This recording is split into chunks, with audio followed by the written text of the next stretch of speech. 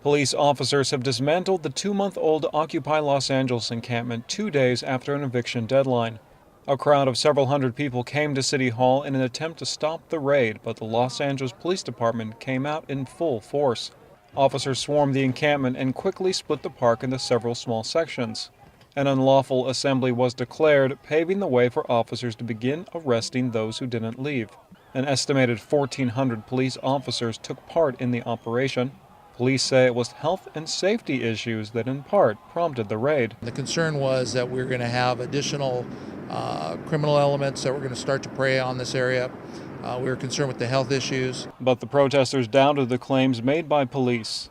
They say LA Mayor Antonio Villaragosa ordered the eviction because of pressure he was receiving from other cities that had already cracked down on Occupy camps. And so now he's got people under pressure assuming that it is against, making them assume for themselves that it's against the law to be here when it's not against the law to assemble under your First Amendment rights. Other protesters say Occupy LA was becoming too powerful.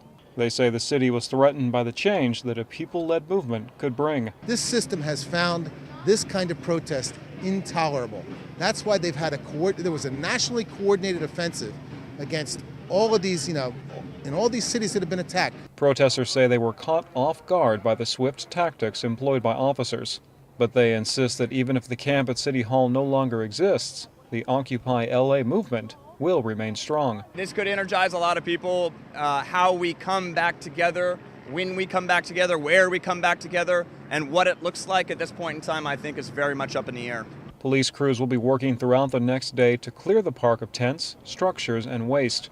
Protesters say they are already meeting to discuss what the next phase will be for Occupy LA. Now, Los Angeles police say they are prepared to take several steps to prevent the protesters from reoccupying the camp here outside Los Angeles City Hall.